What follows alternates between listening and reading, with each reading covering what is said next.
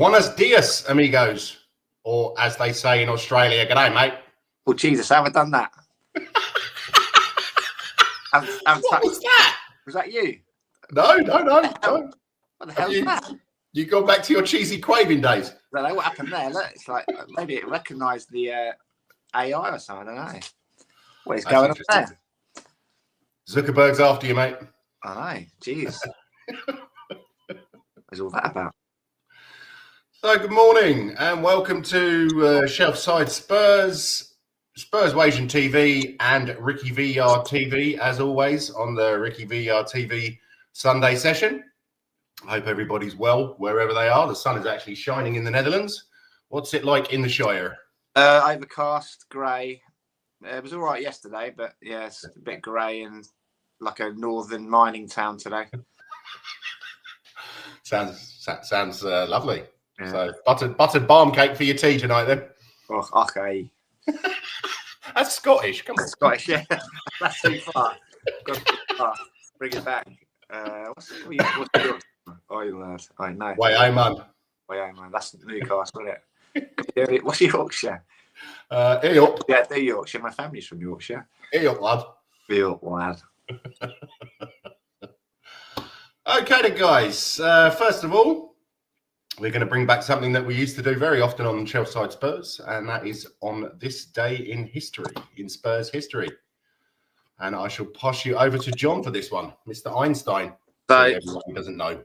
I didn't even know what date it was until Jens told me earlier. So here we go. Apparently it's the 23rd of February, everybody. So there's only one entry in the book today. 1963, Bill Nicholson's Tottenham scraped a priceless victory against fierce rivals Arsenal in the North London derby. Tony Marchi got the first goal for Spurs, one of only a handful the wing half got during two spells at the club. Centre forward Bobby Smith scored only his third goal of the season, and he added a second goal for Tottenham before winger Cliff James scored what proved to be the winner in front of nearly 60,000 people at Highbury. It was an impressive campaign for Spurs, who finished second behind Everton, who claimed the English Championship for the sixth time. Tottenham scored 111 goals in the league that year, 30 of which came in just 6 games between September 29th and November 3rd, 1962. Look at that, the entertainers. Was that the season that we beat Crewe 13-2?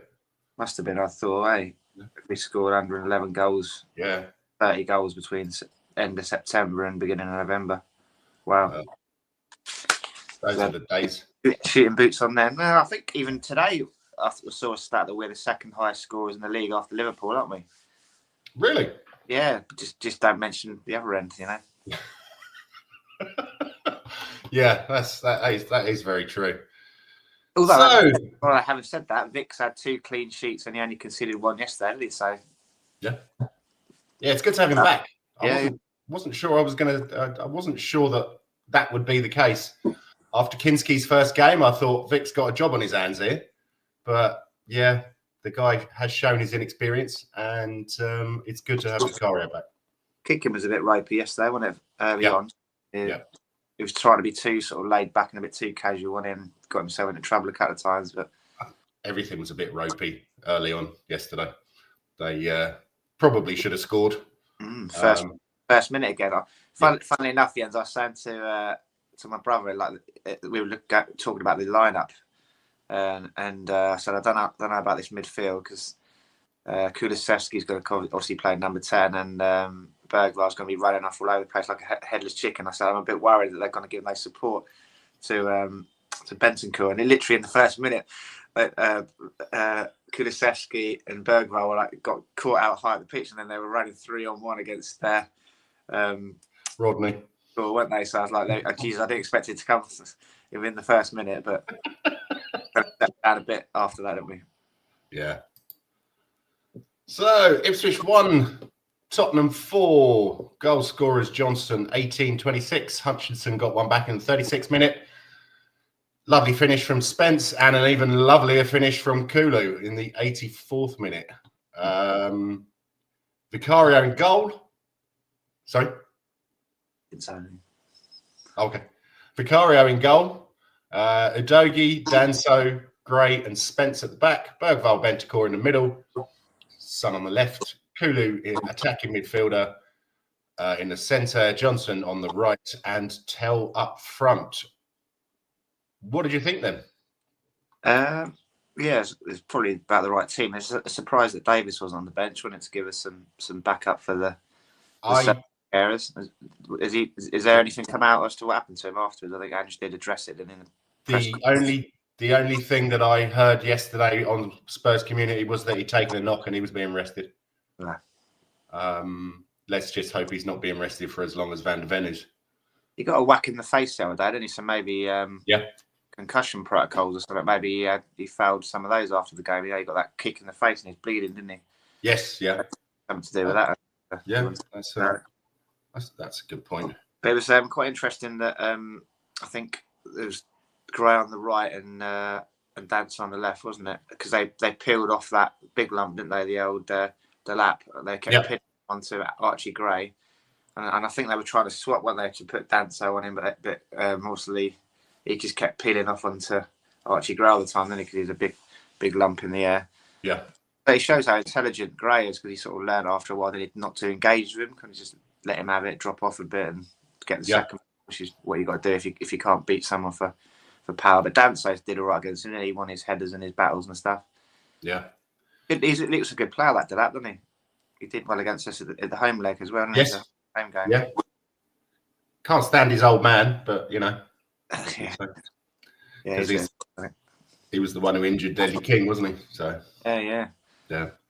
And there's links for him going to the Gooners as well, isn't there? Yeah, I think there's links with him going pretty much everywhere at the moment. He's got a high ceiling because he's big and strong, but he's actually mobile and he's got good skills and good finishing ability as well. So I think he will be in big demand. I think he's got quite a high ceiling. He's got some good attributes there, hasn't he? Yeah, he was one of those that you always heard about in the youth team at Man City. Obviously because of his old man, but because they thought he was going to be a big player, and it did surprise me that he left. But I suppose, you know, when you're at City, you have to be top 1%, don't you? Yeah, I think Cole Palmer sort of set a good example for him, didn't he? To you can either hang around for 2 or 3 years, try to get it like minutes here and there, or go off and start smashing it straight away in the Prem. Yeah.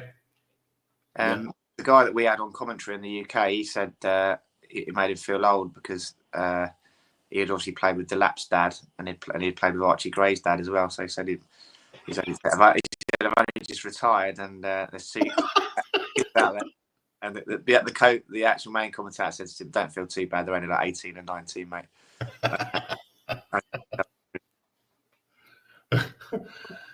So let's run through the. What did you make of that midfield then, Jens? The balance of it? I think that Cooley needs a rest. Yeah.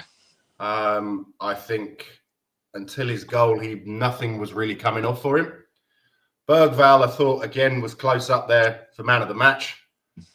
Bentancur, I can't really recall seeing him that much. No. I don't think he made much of an impression, but he's usually pretty solid, isn't he? Yeah, his role's not really. He's never been a tackler, really, has he? If you think even back to under Conte, when he's doing really well, he's good at picking up loose balls and sweeping up, and and then sort of playing quickly, isn't he? And moving the ball quickly in the midfield. Tackling's never been his game, so he's not really a traditional number 6 that you'd want to put in there to win the ball back, because he just sort of picks up the ball after the tackles and stuff like that, doesn't he? Yeah. It's the only kind of player we've got. This is just out of form, and he completely at the moment. Yeah. Bit of a liability. Yeah, I think he'll probably be. I reckon he might be off in the summer. Yeah. Probably Italy or somewhere like that. A little bit slower for him. But Sarr is one surprise for me. His drop off has been massive. Well, he started the season and you wouldn't have put him in, would you? Really, from the way he finished last season, and he was the guy that you thought was going to miss out, and then he came on as sub a few games and returned the game, didn't he? I think we said on here, didn't we, that he's one of the names that he made us play well. If he was playing, he kind of slid up. Yeah, and then he's just got falling off the cliff again, isn't he now? Mm.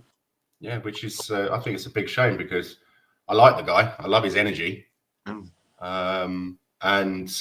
When he's on it, he makes us tick. But I think him and Bergvall are quite similar. as in charging around, closing down. Yeah, pressing. I think Bergval's got better quality on the ball when he's running with the ball, maybe. I mean, he's got a good range of passing, so he plays better with Bissouma, doesn't he? When they're together, they seem to play well. You know, they've got the African link up, and they're sort of really good friends, I think, off the pitch. So they play. He calls him his big brother, doesn't he, and stuff. So maybe he feels more comfortable when he's playing. When he isn't playing, he has to take more responsibility himself, and he maybe doesn't like it as much. Yeah. But yeah, I'd keep him, wouldn't you, next year? So, definitely. Yeah. What is he? He's only 22, 23? He's 22, isn't he? Yeah, is he 22? Okay. And what's Bissouma? What is he, 28, 29? Yeah, he's got to be getting on for the end of his 20s now, isn't he? But I think I would sell him. It's a shame, really. That first 10 game spell under Ange, it was great, and we were all saying we can't wait to put him and Bentancur together. I think Ange said in a press conference, didn't he? I can't wait to see those two team. And then he sort of maybe overplayed last year. Then he had malaria, didn't he? And must have sapped his energy. He went away for the African nations and stuff. And he's not been the same as he since. Yeah. Yeah, it's a bit of a shame because I can remember really wanting him when he was at Brighton. Everyone's after him, aren't they? I link with him, and it's like hot property. Yeah, I can remember that game when Brighton beat Arsenal and he came off the pitch laughing. That was hilarious. Walking past, what was his name? Monreal was on the floor like this, and Bissouma sort of laughing at him as he walked off. And I thought, you know what? I wouldn't mind seeing him in N17.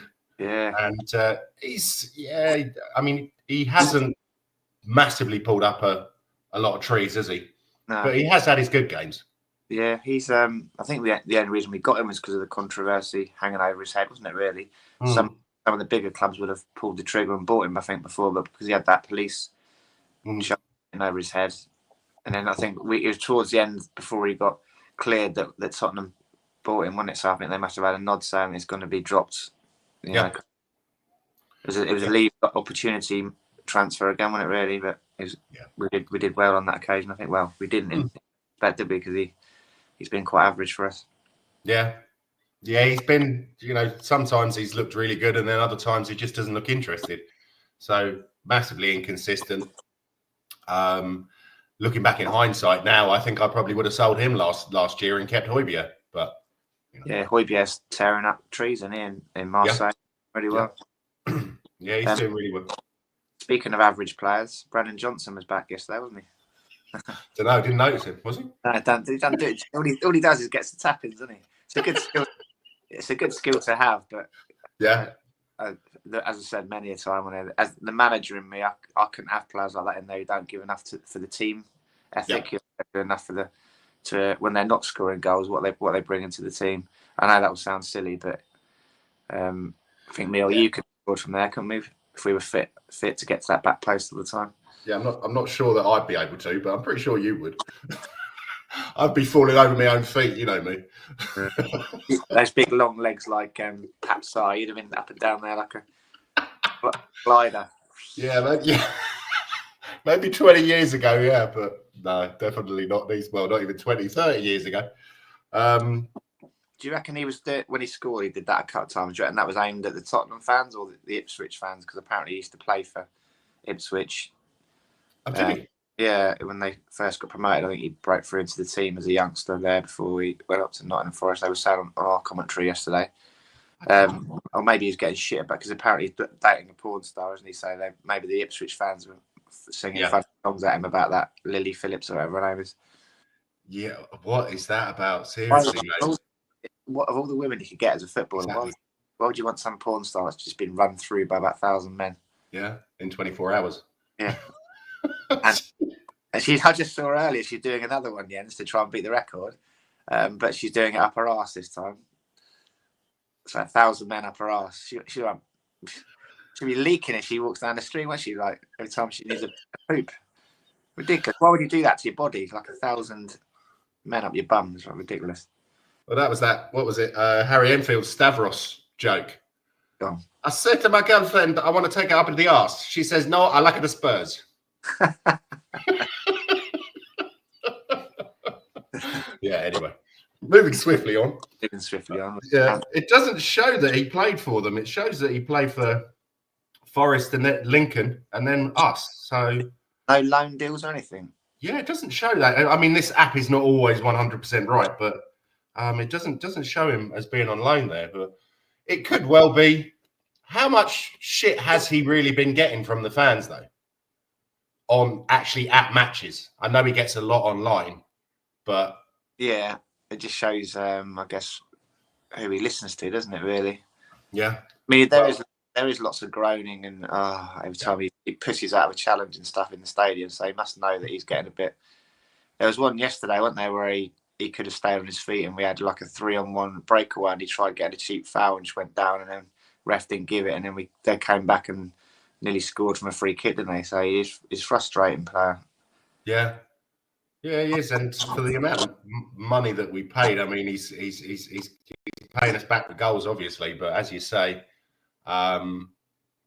if he's not, well, it's kind of difficult, isn't it? Because you look at Gary Lineker, all he had was goals, didn't he? Yeah. So, but he scored a lot more than Brennan Johnson does. So, if you're, Eugene was saying yesterday, and I think it would be interesting that he's a number 9, shouldn't be playing out on the wing. Now, I know that he played as a forward. I don't think he's strong enough. Me and my brother were saying about Tell yesterday, so it's difficult to gauge him at the moment because he's just come to the Premier League and they're much stronger and more physical. So it'd be interesting to see when he's a bit stronger and he's realised he's got to bulk up a bit and bounce off the centre backs. I don't think Brennan Johnson's built to like get involved in the what do you call it? Nitty-gritty.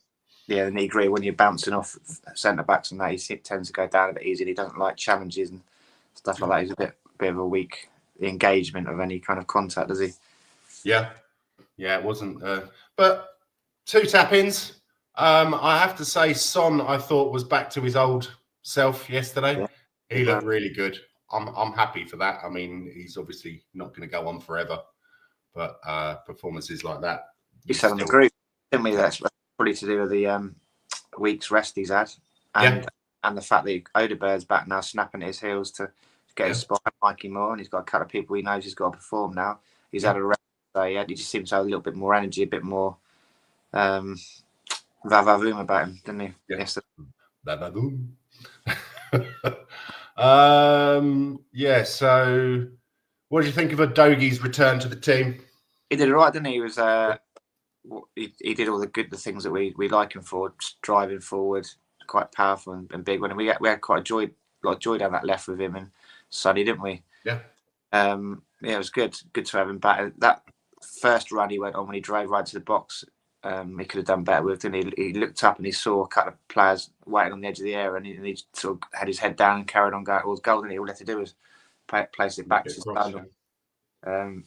Obviously, Brennan Johnson would have been waiting at the back post for a tap in as well. So, could have had his hat trick, yeah. Could have done, yeah. And Spence. Back and what did we get out of him? 70 minutes? Yeah.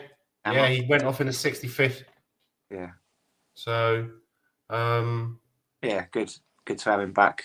And again, same to Son. He knows he's got competition for place on the left there. He knows he's not going to start every game. It seems to positively affect his performance as well, doesn't it? Yeah. It is. I think it's nice that it's going from 2 games every week for the last 2 months to back down to 1 game. Some of the injured players are coming back, and it's 3 wins on the trot now. Yeah, heady heights. However, I think that was the worst Man United team I have ever seen at play against us. They were dreadful. They've been like that for a while, though, haven't they? Every time we play now, I look at their team and I fancy our chances. They've got before that they had an ageing Ericsson and Bruno Fernandes, still a good player, but they haven't got a lot else, have they? Lots of very average players that Ten Hag brought in to suit the system rather than good players on their own merit, kind of thing. So lots of attritional kind of safe players that can fit into a system, innit? Yeah, it surprises me. We have a United fan at work, and we often have a chat about football. And what he keeps saying is the amount of money that they've spent on absolute dross. Like Xerxes and Højlund, Højlund is. I like Højlund. I know. I'll Yeah. back him. I know you. Sometimes you're a bit too overly critical on Danish players, aren't you? Because you're a bit too close to them. No, joking aside, you tend to hold them up to a higher standard. But I like the kid. I mean, we said at the time, didn't we? We don't think it was the right time to go to Man United. Maybe he could have done another year in Italy, playing every week. He was pulling up trees in Italy, wasn't he? So yeah, massively. Did really well. I think I sent you a few messages when I saw him, didn't I? Saying, "Who's this lad?" Yes. He's very good, pacey. I hadn't heard of him before you told me about him. You sent me a message saying, "Who's this Højlund bloke at Atalanta?" I said, "I have no fucking clue." Yeah, he looks really good there. Really pacey, very direct, but he's kind of big fish in a small pond there, isn't it? A little bit, and he's gone into Man United, and sometimes his shirt weighs on players, isn't it? Yes. Yeah. There's been a lot of pressure on him because he's been the only striker, isn't he? Really, he's had to play, and he hasn't had the chance to come in and out and stay fresh and stuff. He's had to play a lot of minutes, and they've kind of ruined him a little bit, haven't they, by knocking his confidence and stuff. And yeah, I feel sorry for the lad a bit. Yeah, I mean, when he signed for them, I think he just scored 6 goals in 4 games for the national team. Yeah, and everyone thought, bloody hell, I think we've got a new Premier League on our hands. This is going to be nice. And yeah, as you say, it hasn't quite worked out for him yet, but he is still only 20, 21, I believe. Yeah. So we can't make a judgment on him yet. He's only a young player. Has he been playing well for Denmark, Jens, or not? Has he still been scoring or not? He hasn't been scoring an awful lot. Then again, Denmark haven't been scoring an awful lot either. So that's probably because he hasn't been playing particularly well. There's not an awful lot of exciting stuff coming out of Denmark at the moment. Maybe funnily enough, the guy who came on for Man United, Obi Martin. Yeah, a couple of guys that come off the bench, both Danish, weren't they? Yeah, but he scored. Yeah, and Dorgu as well looks a bit headless chickeny at the moment. But again, he's come from Lecce, and it's a big jump to the Premier League. But he seems well built enough to challenge in the league. I was quite surprised on his debut. They played him as a centre back because he's a left back stroke wing back. But yeah, do you think Amren will last to see it through the project? Because he's been stitched up somewhat, hasn't he? They got him a few players in the January transfer window, but it's not really his team. It's Ten Hag's team, isn't it? But I reckon the fans will put up with him to give him the summer transfer window to try and put his ideas across, or do you reckon the damage is done with this bad run of form? Do Man United fans put up with managers? That's not something I've ever thought about them. I've always thought they're a bit like us. They're always snapping at them straight away if we're not winning every game 5-0. Or do you think it's a different generation now of Man United fans who are not so well? A lot of the younger ones weren't brought up on Fergie time and stuff like that. Although he made a bit of a comeback, didn't it, on against Everton on Friday night? Yeah, they are scared to give a penalty against Man United. Yeah, that was. But that didn't look like a penalty. Wasn't it? Well, did it or not in real time? I didn't see it. Young went down far too easily. Yeah. And I think it was the correct decision to not give a penalty. It's a shame though, because Everton are one of my teams that I like the least, but that's mainly because of the fans when I've been in the stadium. Really? Not so much. Oh, are they? Not so. Yeah, I can remember being in the Park Lane a couple of times, sat right next to them, and they were giving it the old gas chamber hisses, and Spurs are on their way to Belson. Not a big group of them, but not like West Ham where every single person was singing it. And they were just really gobby. And I remember bumping into some of their fans in a pub after a game where we beat them 5-0. And this guy was saying, yeah, I'm a coach down. We was like laughing. We were saying to ourselves, when are Tottenham going to win anything again? And it was like, when was the last time you won something was in the fucking 80s, mate. This was early 2000s at that game. But they seem a bit blinkered because of obviously the success they had in the 80s. But I would like to, I do actually quite like David Moyes. I don't know why. He's an honest guy, and he is. Properly. And he's not got a massive mouth. He's not always piping up about decisions and stuff like that. And anyway. Yeah. I used to quite like it when they came to White Hart Lane because Porky Parry used to be, you know, where I was in the shelf side. He used to be in one of the boxes behind me, didn't he? Porky Parry from Talk Sport. Oh, right, okay, yeah. Shit used to come out on the balcony and like a pantomime villain, and he got loads of shit. It's good fun. Yeah, I do miss that old stadium. Yes, same. It's, yeah. Anyway, I said to you before, when I left that final time, I remember looking around, thinking, I don't like the look of what's happening here. It's never going to be the same again. Yeah. Yeah, and I never made it to the last game.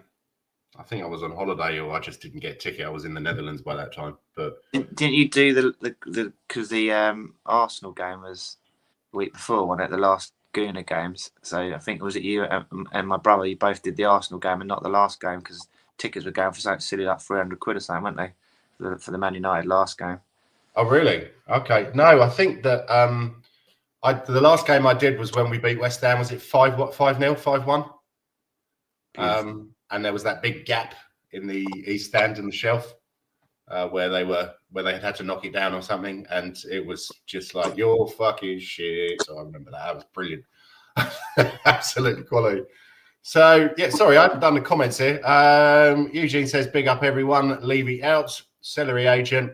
Hope you lads are well. Nice to see you, mate. Hope everything is good for you. So, man of the match. Now, what did Sky gave it to? Brennan Johnson, I think, but I think a lot of people were saying Jed Spence as well. But also, you touched on earlier, I thought Bergvall was really good again. So it's a tricky one, wasn't it? It's good that you've got three players sort of running in sort of 8 out of 10s, maybe. So between those three, I reckon I'll let you have the deciding vote. And you said Son did well as well, didn't he?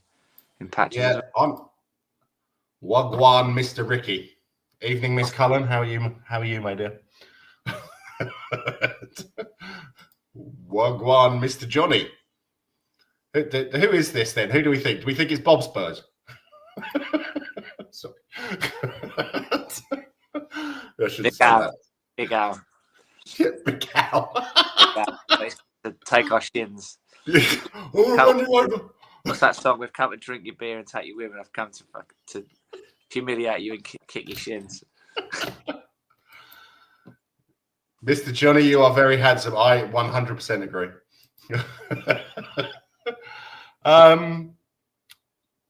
Son, I'm going to go for. Yeah. I just think because of those 2 assists. I mean, Spence was great. That Kulu goal was a thing of beauty. And Bergvall looked brilliant. And obviously Johnson with 2 goals. But Son, yeah, I think he looked good for the 74 minutes that he played. So I'm going to go for no argument. So I'll give all four of them 8 out of 10. And Sonny, like you say, he's put his numbers on the board. I need 2 assists. Did well there, linking up with Doggy. Yeah. Spent a quiet first half, and he then obviously reacclimatising himself to the right hand side.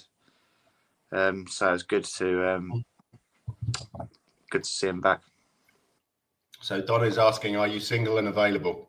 You could get on the board here, John. Mate, that'd be the ultimate revenge, wouldn't it? I always say I could date Daniel Levy's daughter and just infiltrate from the inside. I could be Donna Cullen's toy boy. Persuade her to run away to Australia and leave Tottenham forever. Oh, yeah. Who wouldn't want to do that? Yeah. Okay, then. As we were just talking about, Postecoglou takes credit for Spence, or as we were just talking about, Jed Spence. Your thoughts on these comments? Yeah. It was a bit disingenuous, wasn't it, to say that he's taking all the credit for, testing him and pushing him and stuff like that, because he only played him because he had no option but to play him, because after he'd run Porro and a Doggy into the ground because he didn't fancy Spence at all, did he? So to turn around, and it's a bit of rewriting history, isn't it, to say that he put all the tests and the roadblocks in place to push him and make him a better player and a better character. But even if he wasn't, but he even acknowledges that he was training very well throughout it. So surely if Porro and a Doggy needed a rest in some of the games and Jed was training well, the test has been passed by Spence, hasn't it? Put him in and give him a chance. Don't wait until they're both injured and you've got no choice but to play him. It's a bit, disingenuous, isn't it, to try and take the credit now? Yeah, I just think, San Antonio Hotspur says, come on, you Spurs. Nice to see you, mate. Like and subscribe to RickyVillaTV, Shelfside Spurs and Spurs Asian. And if you've got any questions or anything like that, then please let us know. I just think that this is again showing his arrogance. I tend to agree with you. You know, I'm a fan of his, but it is. I was just thinking the same thing. You can't have anyone that's proved that he got a decision wrong or the decision wrong. You know, about not putting him in the Europa squad and not giving him any minutes when Porro and the doggy were out to play every game, and then eventually a doggy getting injured. He can't. Surely you say now all the credit has to go to Jed because he's faced some tricky circumstances, overcome them, and he's done it himself. He's turned up, put the performances on the board, and said it's difficult to leave me out now, isn't it? I think there's a quote from Roy Keane saying that you don't have to respect someone to be in the same team as them. You have to make yourself undroppable. Basically, you don't have to like someone basically to be in the team with them. Just keep putting in performances so your teammates respect you, and then if you play well every game, then your manager can't leave you out, can he? Really? Yeah. Theory. Exactly. This is just it's another case of him running our players into the ground when there is options. Obviously not in the Europa League games, but in the 2 other cups that we've managed to go out of. And also, we also got it wrong as well by, if you think about it, the only other option really that you could have had to put Jed Spence in that Europa squad would have been to leave Timo Werner out. And on hindsight, you'd leave him out, wouldn't you? Because his attitude and his lack of commitment and his lack of desire. That's the kind of player you don't want with you travelling to like tough away grounds and camps where you're away 3 or 4 days at a time. Just an idiot, isn't he? I said to my brother yesterday, I'm not even sure if he's injured. I just think the club have had enough of him. Well, yeah, it wouldn't surprise me. But couldn't we have chucked him in for one of the goalkeepers? No, you have to have 3 goalkeepers. I think it was to do with, I guess maybe Timo came under the foreign players thing, so there was no conflict, and Jed would have been one of the English players when he. So I think they didn't fancy Whiteman or Austin on their own, did they? No, probably not. But we still had Ari and Forster, didn't we? So it wasn't that much gamble, was it, to leave Whiteman but Jed Spencer? I guess I think the plan was probably to play Archie Gray on left back, wasn't it? But he had no idea. So, Mr. Johnny, I can set you up with Mrs. Lewis's daughter instead. She is my good friend. Yeah. Miss Vivian and I are partners in crime. Who was it that one of our players got done for calling fat? Was that Jet Lewis's daughter, wasn't it? It was Stephen Corker. I think we've discussed it before that apparently they were doing a tour around the training ground. She's a bit of a larger lady, and Stephen Corker made a little quip about her being fat or something, and then the management were told get rid of him, sharpish. You can't disrespect the chairman's daughter like that or something. I don't think it was Levy's daughter. I think it was Joe Lewis's daughter. Okay. He made a better that he's disrespecting her than hanging out the back of her, isn't it? So I don't know. What would you prefer?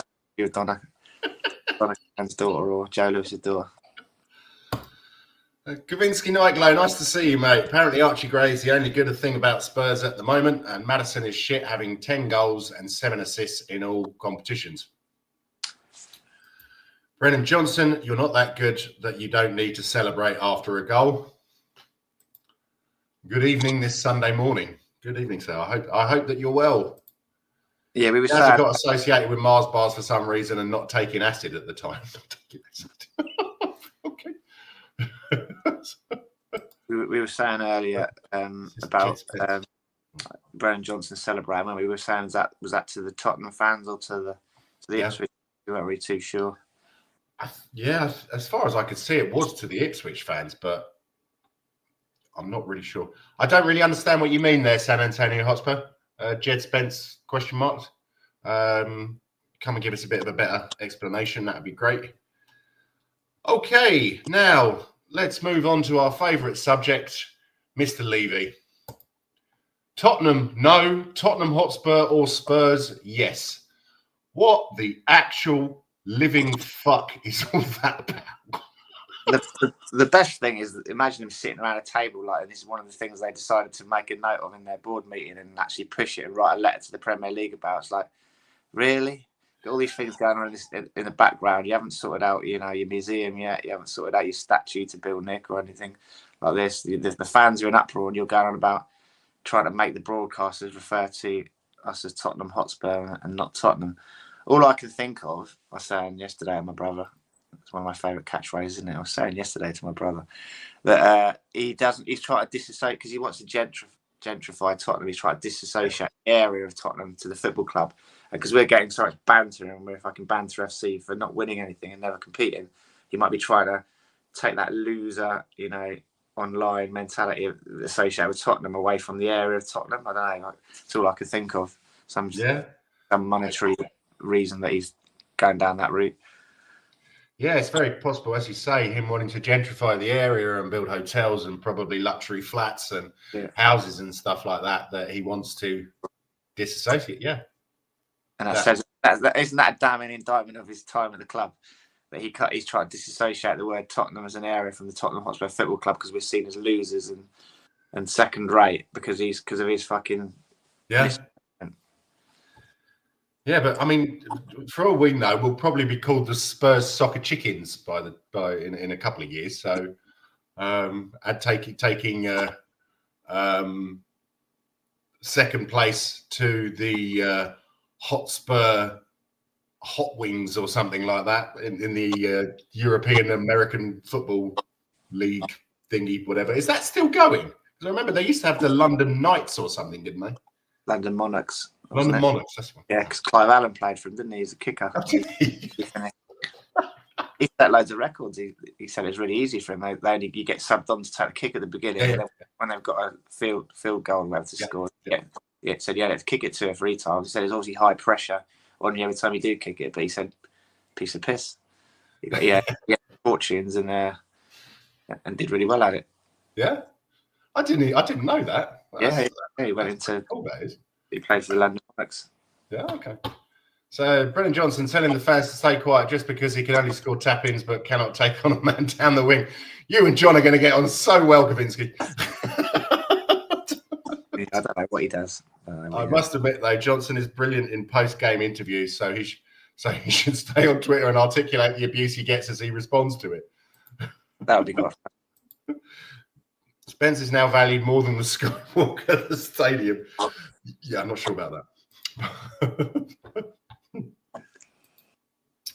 Right. Okay. Do you think of any reasons why the club felt the need to write to the Premier League to distribute a memo to the broadcasters saying that we need to be referred to as Tottenham Hotspur?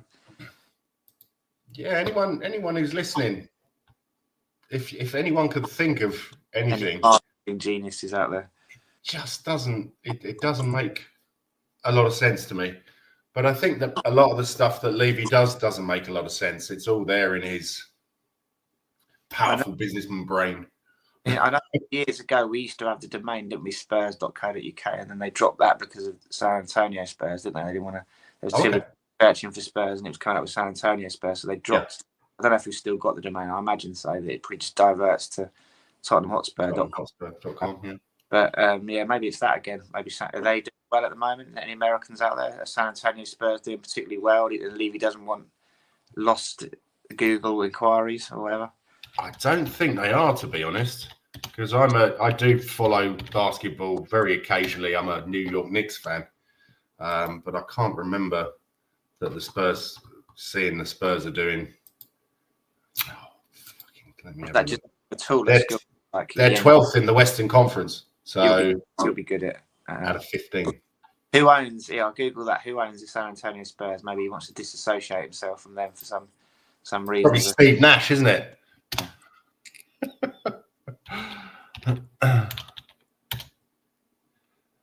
Peter J. Holt. Never heard of him. can't he buy us and have like a massive Spurs franchise? He was a investment banker and became involved in the bar and restaurant business. Sounds like Levy. He was an investment banker. He was involved in the Mr. Buy Right clothing empire. Has he got enough money to buy us or not? He's apparently something to do with the Caterpillar brand as well. You know, the clothes, but also the heavy machinery. Ah, right. So that's probably where he's made a lot of money. But yeah, weird. Yeah, it's a bit strange, isn't it? Kavinsky says because they want to add another distraction now that the takeover nonsense has died off. Very, very true. Levy treats the Spurs fans like a dumb dog as he fakes to throw the ball one way and then throws it in the opposite direction. That is a great analogy. That is so true. And unfortunately, so many people still believe it. You know, they were going out saying, who are they going to buy? We're going to go all out this summer. And it's, what, a month and a half until season ticket renewals. Yeah. Haven't we heard that for 25 years? Who will be linked with all the best players, won't be, in the next couple of weeks? Boston Celtics. Yeah, I was reading something about Larry Bird the other day. You know, he seemed to be one of the legends of the NBA, but obviously he definitely wasn't as good as Patrick Ewing. But we'll discuss that at some other point. Was he the Seattle Supersonics? No, he was the Supersonics. Remember that game, NBA Jam, where you had teams? Who was the Seattle Supersonics guy? I can't remember. They had their own superstar, didn't they? They're my boys, Seattle, after all the grunge music. Okay, yeah. I can't remember his name. Was he Ewing? No, that Patrick Ewing was the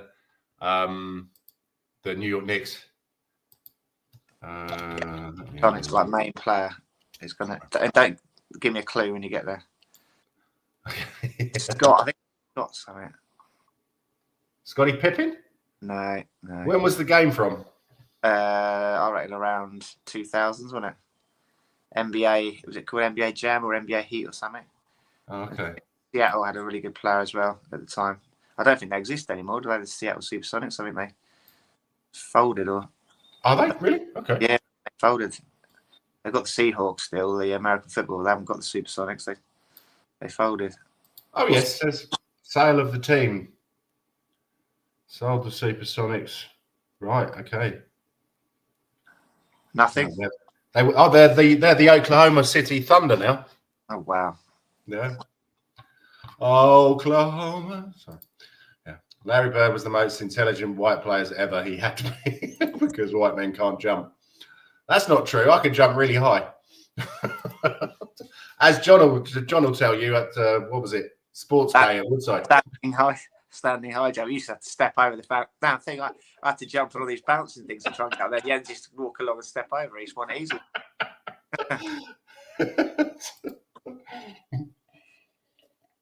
Gary Payton. Okay. Gary Payton. Do you remember him, Jens, or not? No, I don't know. No, he's a good player. The only reason I support the Knicks is because of Patrick Ewing, but because of his trainers.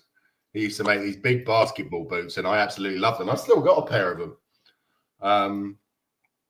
And yeah, I'll show you.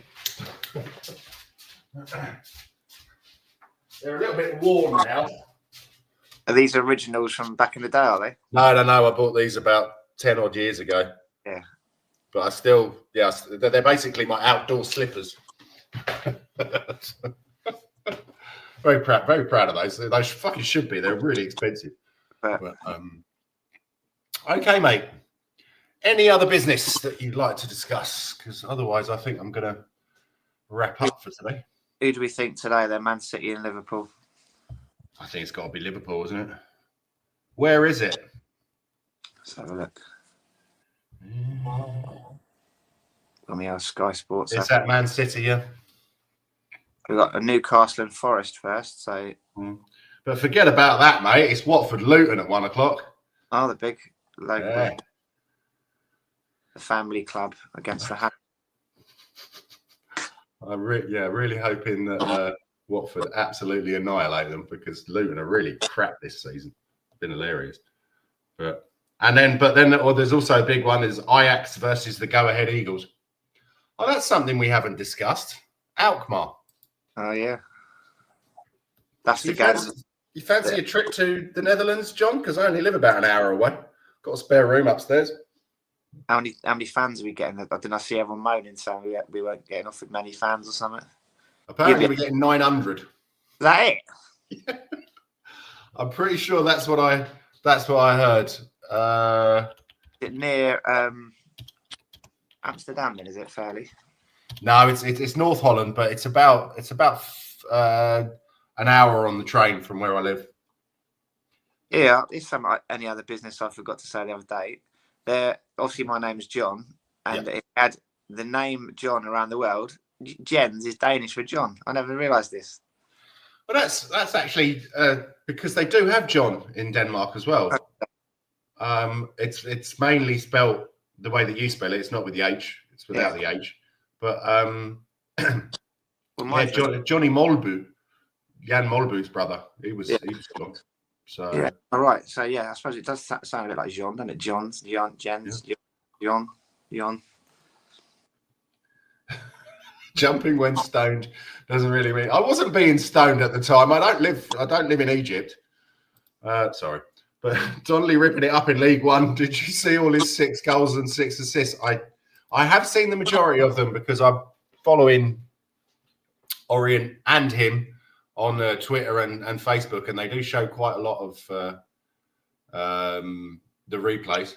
But I also, what was it, a few seasons ago, they were doing something for, I think it was Kiddies Cancer or something, and they asked if you could buy a shirt for a local kid in Leighton. Obviously, I used to live in Leighton, and it's a really poor area.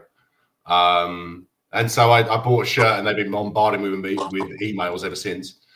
But I think he's doing really well, and so is Keeley. Unfortunately, they lost yesterday, so I'm not sure where that puts them in regards to the playoffs. Let me have a look.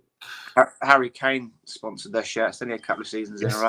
Yeah, I think he still does. Right. Yeah. I'm seeing like a football connoisseur, like genius with the Leighton Orient fans, because I told them, like I said, you've got a hell of a football player coming your way, and Jamie Donnelly. And then in the first couple of months of the season, they said he was shit, and they wanted to send him back, and I didn't like him, and he's crap. You don't know anything. And I said, and then he's on fire now, isn't he? Like he's their best player. So they're all like, I keep saying to him, I told you so. Just patience. You had to get used to the rough and tumble of Division 1. Yeah. Now he's looking a proper baller, isn't he? Yeah. Yep. So sorry. Just do you guys think Donnelly, Devine, Moore, Phillips, Vukovic, Jan, and the Irish lad will be in the first squad next season? I don't think the Irish lad will. I'm not sure about Yang. Phillips is not exactly pulling up many trees at Stoke. Devine, he hasn't been doing an awful lot recently. Vukovic should get scored again yesterday, but Westerlo lost 3-1. Controversially, Donnelly should have been in the squad this year. I mean, he was our best player in pre-season by a country mile, wasn't he? Yeah. I guess they just thought his development would be better served to get the year's regular football under his belt, but he could have easily stayed with us and got the minutes that Mikey Moore's got. Yeah, pretty much. He'd have got some football as well, wouldn't he, with all the injuries we had. Exactly, yeah. Exactly. Yeah, good player. Yeah, definitely. Donnelly is a brain. We need players like him in our squad to help direct the rest of the zombies. Tell his shit. I hope he goes back to Munich. I think it's a little bit too early to say that. Yeah, he was born off the right, wasn't he? Basically, when and then obviously Solanke's got injured, so he's had to go up front. It's either him that would have to go up front, and you get a similar job out of both of them. I think, don't you? They're not strong enough to play out there as a one, are they? Because they get bullied by the strong centre backs. Like yesterday, Ipswich had 2 championship level lumps, and they just kicked him around. It'd be good for his development though to know that how he needs to get a bit tougher and a bit stronger at holding the ball up the top there. But he's not really a striker, I don't think. He plays left to the right. He's just like another sort of Sonny, isn't he? Really Sonny. I was going to say Brennan Johnson, but hopefully he's not another Brennan Johnson. Skabitsky says, I personally think Devine, Donnelly are better than anything we have at the moment, save Madison, the only brain in our squad. That's an interesting opinion. I'm not sure. I know Donnelly, but I've seen him play more often because I don't get. I'm pretty sure I could get highlights of Belgian football. It's just finding the time to watch everything if I was trying to follow all of our players out on loan. Yeah. But Donnelly definitely looks good, and Devine, I have heard massive things about him. But you're trying to say that he's better than Bergvall and he's better than Bentancur. I'm not sure. I'm not sure about that. I wouldn't necessarily agree with that. Different player. Yeah, laughing my ass off. Tell has been shit. I'm sorry. It's everybody. Everybody has different onions, don't they? I just think it's a little bit too early to famously. Patrice Evra and Vidic were shit for the first 6 months until they got up to the pace of the Premier League, and they were arguably two of the better ever players to have played in the Premier League. It just takes players a while to get used to the physicality and how quick it is. To be honest, so after 3 games is a bit soon to be writing him off, I think. Yeah, I think give him a little bit more time. If he doesn't score a hat-trick next game, then we can completely crucify him. But he just needs a little moment where he skins someone or he goes on a little run, because that's what he's good at, dribbling and running like Odegaard, similar kind of player. So he just needs one of those to come off, and then he'll be like, "Oh, I can do it in the Premier League," and then we'll see him kick on from there, hopefully. Yeah. Why is it that when I see Kulusevski run down the wing, I instantly think of Lurch from the Adams family? He does have a slightly ungainly gait, doesn't he? But Chris Waddle. Yeah, that's very true. And Aaron Lennon as well. He was a bit of a funny runner as well, wasn't he? But yeah, he certainly got results.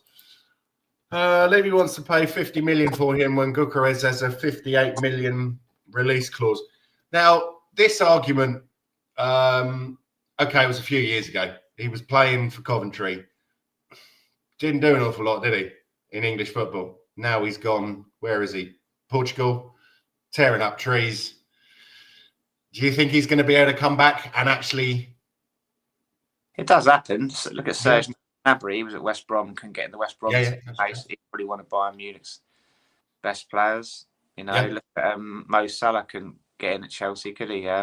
Kevin De Bruyne couldn't get in at Chelsea. They both had to go off to a different country, come back and try again, and it worked out, didn't it? So it can happen. Yeah, well, obviously the guy's matured, and Danso, he didn't really get on that well, and then went overseas, come back, didn't he? Keynes, wasn't he? Yeah, Reading as well, Milton Keynes, and then Reading. Poor fella. He's rubbish. Another inverted pretender. I'm not sure who you're talking about there. I think Kulusevski. But he's being played out of position, isn't he? Like, he's not a striker. Some players like to run beyond players and run at people and not get engaged by the centre backs up their arse all the time. Is that the legend that is Dovers? I don't believe that is. Yeah, I've mentioned him a lot today. His ears were obviously burning, so that's why he came on. How much on-field success would it take to change your mind on Enoch and Levy?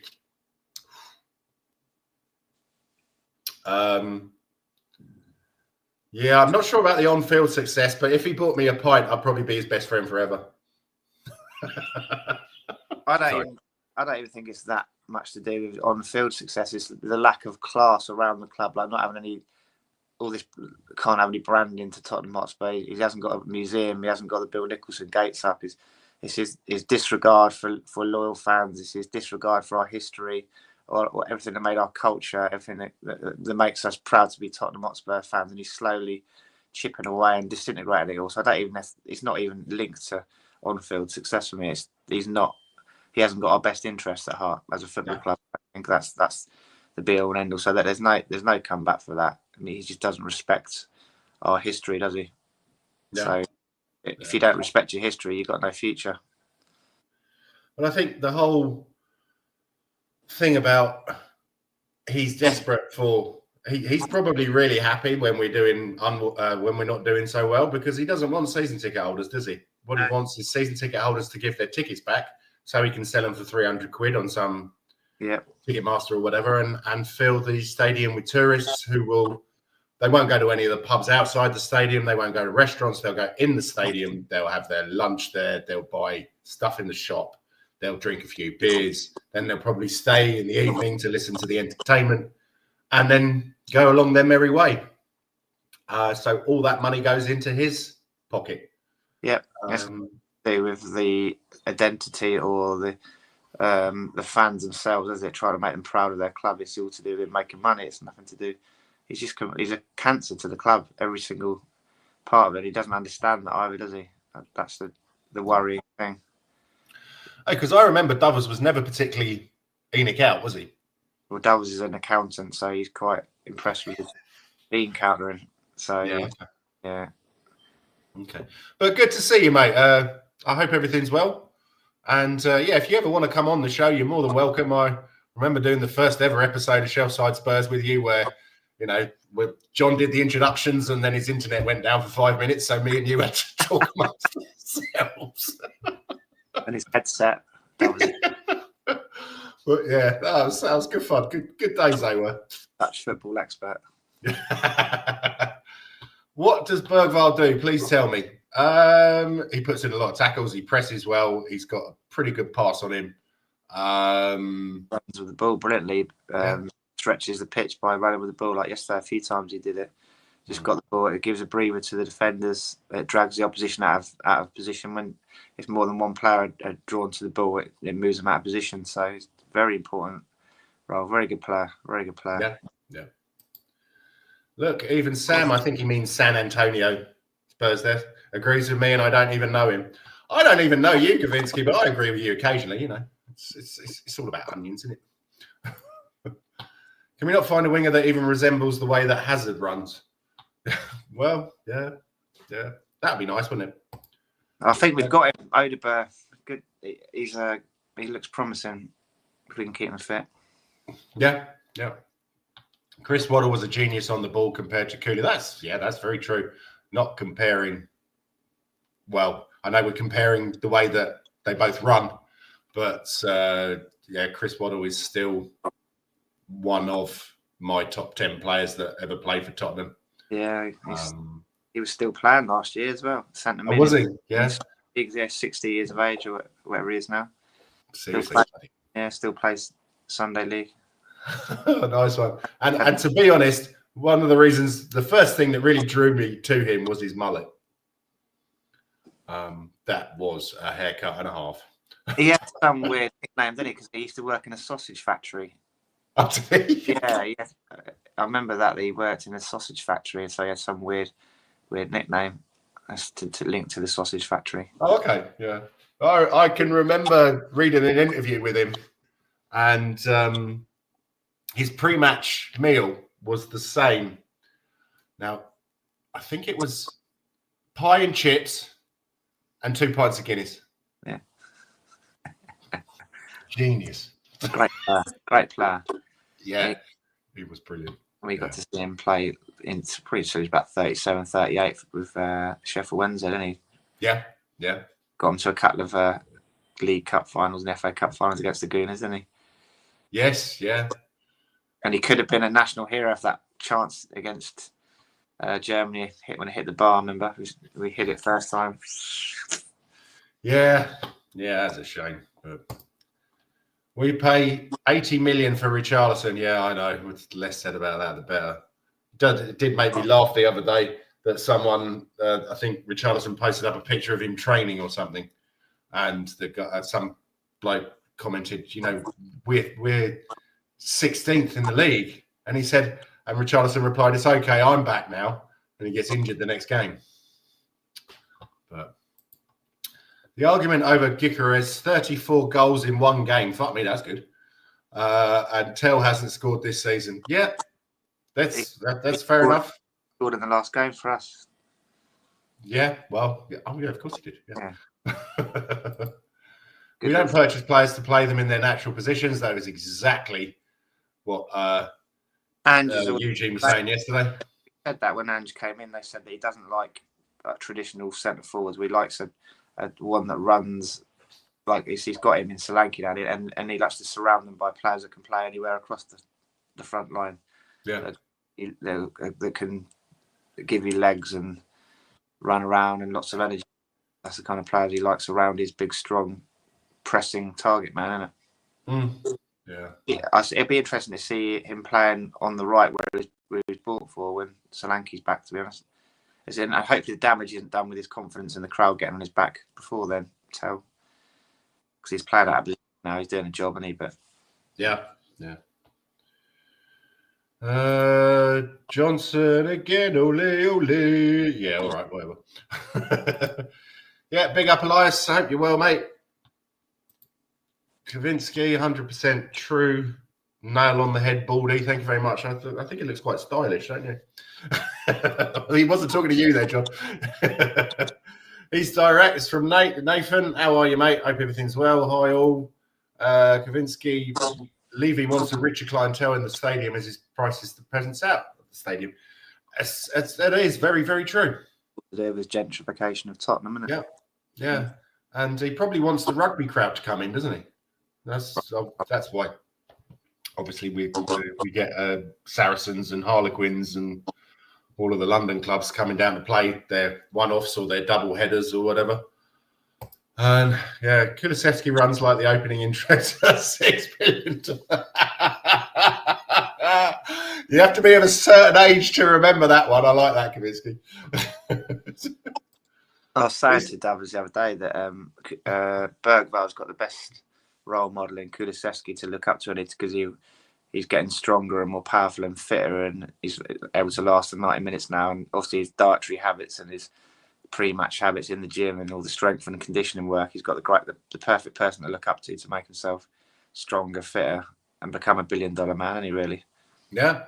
But I have to say, I did see a picture of Kulusevski on Instagram the other day eating an ice cream in Sweden. Yeah. Because the ice cream in Sweden is shit, just like the rest of the country. Sorry. You know that bridge that goes between Sweden and Denmark. One side's got "You're now leaving Sweden, you're now entering Denmark," isn't it? And the other end's got "You're now leaving Denmark," and they haven't put anything up about Sweden. Is it you lot that's bitter, or is it the Swedes that are bitter? No, I just think, to be honest, everybody gets on pretty well these days. All of the Scandinavians seem to they don't have any of the history. My dad always spoke about it. I think it was more piss taking, but the wars that they fought between each other. Sweden used to own half of Denmark. We at some point owned a little bit of Sweden. The Swedes have always been they've always had the one over on us militarily, etc. It's just I don't think there's a real hatred anymore. The Scandinavians are also peace loving, and we're not all of them. What's going on with Finland these days? Because they went through a phase, didn't they, where they had a really talented crop of players coming through with Littmanen and players like that. Have they got any good these days? Have they got any second people that were inspired by Littmanen and that lot coming through? I don't think we played them. Well, we played them when what's his name, Eriksson, passed out. Right. And I can't remember. There was one guy who played for them who's relatively well known, and the rest of them are just, seem to be highly average. I think most of them come and play in the warmer countries in Scandinavia. A lot of them come to Norway and Sweden and Denmark. But I don't think there's anything particularly special. But that's actually what's happened to Big John Carews' Norway legacy? Has he inspired any Norwegians to come through? Erling Haaland. The Big John Carew. Inspiration. So San Antonio Spurs said, at least we got Kendrick Lamar and Beyonce. Levy out. Very, very true. Waste of space, Richie, as is Romero, in my opinion. Had enough of him. Malingering fucker, never misses a game for the RGs. Yeah, that's... One of my music students asked me the other day what my opinion was on Kendrick Lamar, and I said I'm in the enviable position of having never heard a single note of his music. Well, you know that I'm a big fan of hip hop. I don't like him. The hip hop? I don't even know his hip hop. Yeah, he is. He's hip hop. Yeah, well, supposedly. But I mean, Drake calls himself hip hop as well. I don't. It's not. Well, that's why my student asked me about him, because they'd had a beef or something to do with the NFL, or they'd been Yeah, slagged well, yeah. a pedo or something. And Yeah, he wrote. Lamar wrote a whole song, "They Not Like Us," and insinuates that Drake is a paedophile. But I think that's the only piece of music that I've heard of from Kendrick Lamar, because it was on, like, my wife was listening to the radio the other day. yeah. I'm getting old now. I tend to listen to football podcasts and stuff like that. I don't listen to music on the radio anymore. I have my playlist on my phone. Got about, what is it? I think 2 weeks worth of music on there for all of the hip hop that I've liked through from the 80s to, I think the last time I bought something was a couple of years ago. But I did go to a really good concert in December with a couple of, one of the producers who I really like, called Apollo Brown. You probably wouldn't have heard of him, but he's really, really good. He's my favorite. And he was over in Harlem, just down the road from me. So my brother came over and we had a great night. Got extremely drunk. My brother smoked lots of weed. It's you know. Did he get on the wrong bus? Sorry? Did he get on the wrong bus again? No, we had a hotel, which we'd stayed there before when Steve and Dan came over as well, and John, funnily enough, for another hip hop concert. And he made it back to the hotel. Yes, yeah. No, it was. We were all good. We walked back to the hotel. We got in the hotel bar. There was some bloke there dressed in this in a cream roll neck with a cream suit jacket on. And my brother said to him, "So what do you do then?" And he said, "Oh, I run some coffee shops." And he said, "Nah, you're a pimp, aren't you?" And he thought that was highly amusing because he did look like a pimp. But yeah, that was a good night. That was good stuff. It's fair to say that Kulusevski would never be accused of having traits of a ninja. He's so predictable. Okay. When will the Tottenham board ever include a player that scores goals to the data system? Yeah. Must have been a skewer ice cream. Yeah. What's skewer? So, we had a couple of Danish players that come out to play for us. Yeah. It's a long story. So in Old Amersham, there's a Danish fire company. They build like old fires or something. Right. So okay. Every year they used to get a student over on internship, or just to come over and stay in London sort of for a year, I think. So they used to sponsor a Danish student to come over. We got a couple of Danish football players out of it. So Rasmus and Magnus, and they were like Duracell bunnies, mate. They just did not stop running. Particularly one called Rasmus, and we said to him, "What do you have for breakfast, man?" And he said he eats skyr, which is like protein yogurt. It's SKYR. It's like, and he said, "Oh, we eat it." I don't think it was. I don't know if it's from Denmark or Sweden or Iceland or something like that. But he swore by it. He used to have this protein yogurt in the morning called skyr. Because the only yogurt I've ever heard of, that we used to have for breakfast in Denmark is Uma, which is like a quite sour. It's a bit like Greek yogurt, and then you have something called drus on it, which is breadcrumbs from rye bread with sugar. And sounds familiar. That's really, really nice. Let me find it for you. Let's skewer. Yeah. I don't know if you see it like. All right. Yes. Yeah. Yeah, Greek yogurt kind of, but it's from. Okay, well that's from Arla. They're not very popular at the moment. Skyr is a traditional Icelandic cultural dairy product. It has the consistency of strained yogurts, but a milder flavour. Skyr can be classified as a fresh sour milk cheese. Ugh, imagine eating that in the morning. Oh, sounds lovely. Fucking hell, yeah, man. Yeah, it's like a yogurt-y kind of cheese they eat in the morning. Yeah, nice. Slightly sour dairy flavour. They make dairy versions and vanilla versions and stuff. Yeah, so he used to put down his incessant energy down to eating skyr. I really do think the way that the school system runs in Denmark, it really does put I'm not sure if it does so much anymore, but when I was there back in my early 20s, there was a real thing. They really, really encourage people to do team sports or to do sport. And I think that's why there's always been in Denmark a very sort of healthy way of living. They encourage you to exercise. They encourage you to eat healthily, and I think that's why we do make quite a few decent footballers because, I'm not so sure in the United Kingdom and places like that. It seems that kids aren't encouraged to go out and play sports. They like to sit back and play on their PlayStations and stuff like that. Obviously, it's not the case for everyone, but Rasmus was like a machine. He was like Arnie, like just it wasn't particularly tall. It wasn't short, but he was just that, like he's only a young kid, like 17, 18 when he first came over, and he had a six-pack and stuff. He's like just built like a machine, like strong, like ran all day. So I don't know what they build him over there. Whereabouts in Denmark did they come from, the students or the company? Let me tell you. Copenhagen. Let me tell you. So Kavinsky has said, the two birds in ABBA kept my left hand very busy during my teenage years. Too much information, bruv, seriously. Horsens. Okay. He lives in Horsens now. He's from the Juleminde municipality. Juleminde, yeah. Yeah, okay. I think I can't remember. I have a feeling that's Copenhagen, isn't it? Yeah, hometown Juleminde. Oh no, that's East Jutland. Yeah, okay. The Horsens and Vejle. Yeah, I when I stayed in Denmark, I was in Vejen, which is probably about 60 kilometers away from Horsens. Yeah. But yeah, he's a fellow Jutlander. Yeah, nice man. One.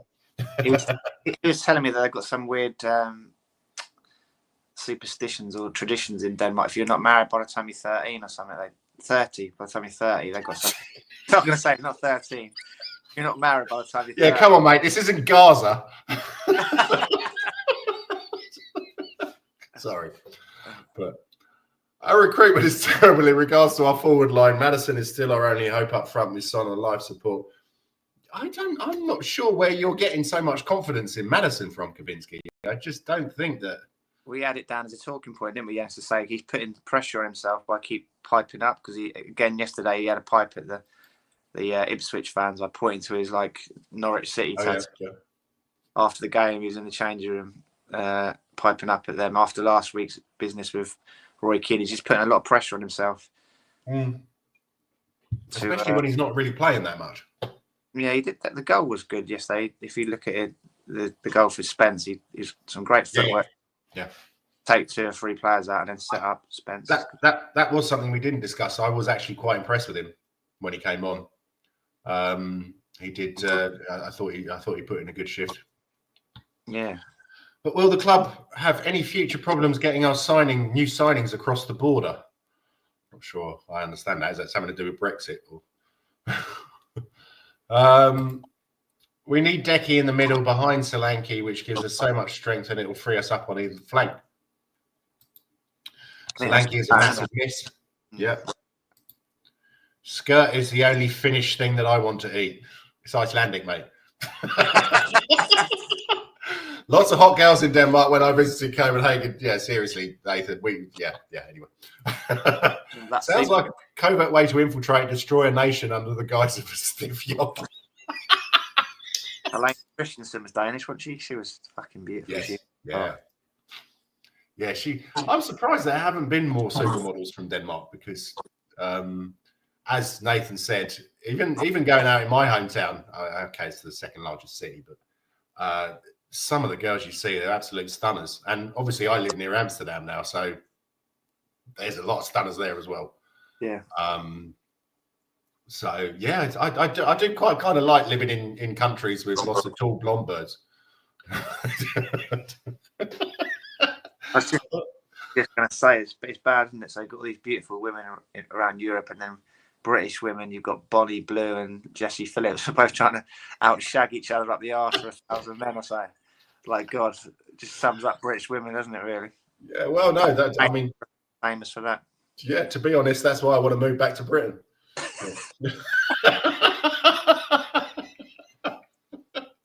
No, I don't think that's on the. Maddison is our only high IQ player, and he's only played 15 games worth of minutes in the Prem and still has 9 goals and 5 assists. Okay, that's when you put it like that. pretty good. He's our most creative player still, isn't he, I'd say? Yeah, yeah. Finland is the capital of Iceland, mate. I've been to that fishing town. Are you Donald Trump by any chance? Don't forget, Denmark is not a real country. Beautiful people. They're beautiful people. Hey, I just don't understand it, you know? I want to be the first porn star president. Sorry. Maybe he's involved in the Jess Phillips and Bonnie Blue. Copenhagen's like a mixture of Amsterdam and Prague. I wouldn't say that. There's not a massive red light district that I can remember in Copenhagen, but not as big as Amsterdam or Prague. Although, to be honest, the last time I went to the red light district is when my brother and Steve and Dan came over. It was the amount of windows that were up for rent. This was about 3 years ago, I think. So just after COVID, parts of it were absolutely deserted, which is a shame because, I mean, you know, there's always there's a lot of pubs around there as well, and it's like it's a fun area, even if you're not going there to get your end away. But it is legal over there, isn't it? Yes, it is. Yeah. So it must be a tricky one for the Dutch tourist board to sort of back up that industry whilst not being seen to back it up, but it still brings people over there, doesn't it, for stag do's and hen do's and parties and weed exploration. Yeah, that's the thing as well. It's they were talking about, or I'm pretty sure they tried to put something in to stop tourists being able to buy marijuana. And why? I don't know. My brother's always been a big fan of his weed, and so when we were there last time, we walked into the coffee shop, and bloody hell, Watford are 2-0 up already. Jesus. But we walked into the coffee shop, and my brother was like, "Oh, can I have a smell of that? And can I have a smell of that? And can I have a look at that?" And she was like, "Yeah, fine." And he said, "Okay, I'll have a gram of that, and I'll have a gram of that, and I think I'll have a gram of that."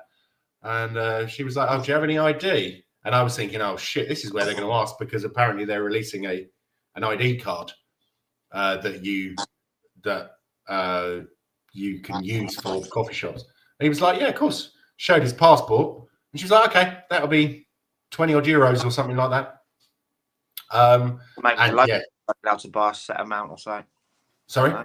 Maybe the locals are only allowed to buy a set amount. No, I don't think that's the case. They were just trying to stop the tourists from buying it, because they reckon that it makes them actually cheap. Well, yeah, if someone goes and has 5-6 pints and then smokes a doobie, they're falling in the canals and trying to fight people and vomiting, and you know, so it's brother. It's your brother. It's like my brother, yeah. They're very wise in their checks. Hey man, that's crazy that you live in Holland. Do you live near the red light district in the winter? Because I heard it gets very cold over there. It's not that. I'm not sure if there's a joke in there or a double entendre. But no, it's not that cold. I live about 15 minutes away from the airport, a place called Hoofddorp. So it takes me 25 minutes on the train to get into Amsterdam Central, where I work. That's the problem, isn't it? To stop the wind, it's dead flat, isn't it? Yeah. Oh God, Jesus Christ, it gets windy over here, and that's even that, and even when I haven't had a curry and 10 pints of beer, it is Talking about the architecture and vibe, you pervert. I'm a pervert. All right, mate. No, I'm not Trump. LOL, terrible impression, but I love it. Trump only hires fantastic special people. Oh my God, it's amazing. All of the ladies call me Big Daddy. This is my favorite show, man, as you two guys are funny. Weed is legal in Thailand now. Coffee shops everywhere. It's kind of weird. My brother told me the other day, because as you know, he's married to a Thai lady, that they're thinking of making it illegal again, because a new bunch of politicians have come in and they think they can make loads of money out of it, which is pretty much about Thailand, isn't it? Amsterdam of the East with all the hookers too. Yeah, well, that's true. Not that I know, you know. I'm a very good boy. I was in bed by 10 o'clock after a cup of tea and a slice of cake. But last time I smoked weed, I then tried to cut my garden lawn. It wasn't a good I have to say, the last time I smoked weed, because my brother is a seasoned smoker, he does get some rather strong stuff. And my mother wasn't very well at the time, and I'd had a skinful of beer, and he said, "Go on, just have a few twos." And so I did, and I couldn't talk. Seriously, I was trying to make a sentence. I was like, "Yeah, but oh fuck it." It was like, this is, yeah, I'm never doing that again.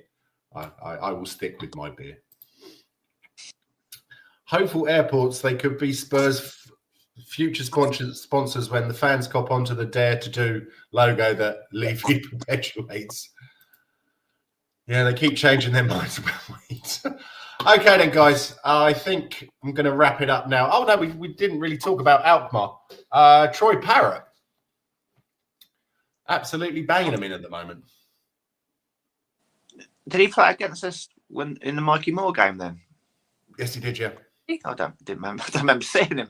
That's no, I don't think he did that well, but he's doing really well for them. But it's quite kind of interesting. If we beat Alkmaar and Ajax beat Frankfurt, yeah, another semi-final. Ajax. Is it semi or quarter? Semi, isn't it? I think. I think isn't it quarterfinals? But yeah, if it was semi-finals, that would kind of be an interesting one. So nothing like a nice piece of cake and a cup of tea after being with a hooker. Sounds like Wurzel Gummidge. Nice cup of tea and a slice of cake. I'm Sally. One for the older viewers there. Okay then, guys. Thank you very much for watching. Please, if you haven't already, like the video on Shelfside Spurs, Spurs Asian, and RickyVillaTV. And you can hit the bell thingy on any one of those. Subscribe as well. Hit the bell thingy, and that will let you know when. That like. Yes, smart. Is he still going? Yeah, he's still there. He was on Chris Cowling the other day, and Last Word on Spurs. Okay. I think he got cancelled for a while, didn't he? Because he said he made some comment calling Irish people pikeys or something, didn't he? Or something. He got cancelled for a while, but he's back again now. Okay. Yeah, he got cancelled. What about? Do you remember Aaron Dubb? Aaron Dubb. Oh yeah. Have you seen him? Have you seen him anywhere? No, he was a good lad, wasn't he? Yeah. No, he was a nice player. And there's was his name Ginty? Do you remember him, the Scottish guy? Yeah. He disappeared, didn't he? Like, yes, yeah. Maybe Levy's just taking them all out. Yeah.